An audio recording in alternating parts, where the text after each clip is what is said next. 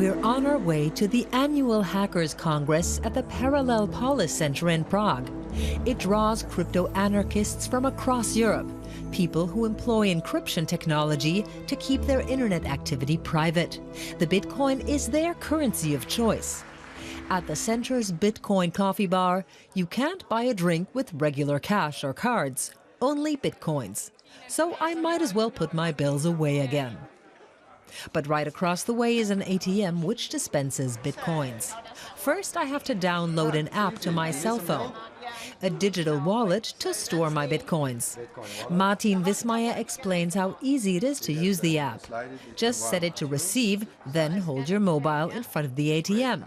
Within seconds, my Czech crowns become 6.51 milli-Bitcoins. 6.59 milli-Bitcoin. Milli-Bitcoin? Yes. I use a chip implant. I created in 2014. See, you can see the tiny little chip. Wow. Half of it is antenna and the other half is the chip. So if, for example, I want these Bitcoins are on here, and if I want to buy a Red Bull, for example, there, I can show you. Yeah, let's have a look. Martin just holds his hand in front of the machine, and out comes his drink. He says this is the future. I don't believe that. Oh, you want it again? Anyone who wants a Red Bull? Martin says Bitcoins are more than digital play money. Hundreds of thousands of people use them for everyday transactions, eliminating the need for a regular bank account. I think the banks will always be there. It is just that people have an option now. For the first time in history, this is the first money which is issued by the people and it is owned by the people. There is no banker required. Yeah. It's like where we are going, there is no banks. The Bitcoin is a currency that's generated on the internet, but how? As I learn here, it's quite simple. To produce a Bitcoin, a computer must process certain transactions. In return for these services, it's rewarded in Bitcoins. This activity is known as mining. But only a maximum of 1,800 Bitcoins can be generated per day. That's the predefined limit. So the more people are involved in mining for the currency and the more computers are processing the transactions, the less likely it is that a single computer will be rewarded with Bitcoins. So today, anyone wanting to earn large amounts of Bitcoins needs to have huge pools of computers or mines.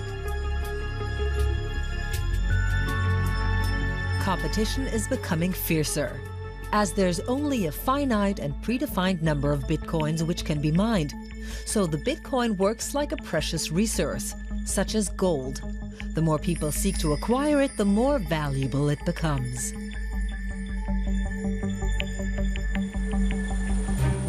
Around the world, people are feverishly mining for Bitcoins. One of the biggest mines is located in Iceland. We're coming in for a landing with Bitcoin pioneer Marco Streng. He was attracted to Iceland mainly because of its geothermal power plants, which produce green electricity from the water of hot springs. He agreed to show us around his mine, provided we don't disclose its exact location. On the drive there, he explains why. There's a lot of money involved, and many different parties would have an interest in breaking into the mining farm or hacking into it. You can't be careful enough.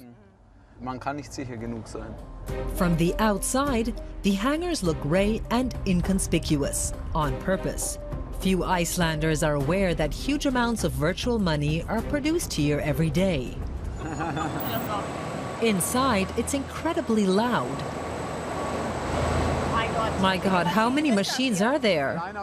There are over 10,000 graphic cards on this side alone, more than the world's biggest supercomputer. What do you earn here per day? If I told you that, straight away all our competitors could draw a conclusion as to how large we are. In theory, that would give them a competitive advantage. Roughly. I really can't tell you. What he will tell me is that the electricity bill for his mine is €1 million a month. Most of that spent cooling the computer processors. Another advantage of being in Iceland is that the outside air is reliably chilly, so the climate also helps to keep the hangars cool. In future, Marco Streng plans to set up new steam-powered mining farms. He believes that in an increasingly uncertain world, the value of the Bitcoin can only go one way, up.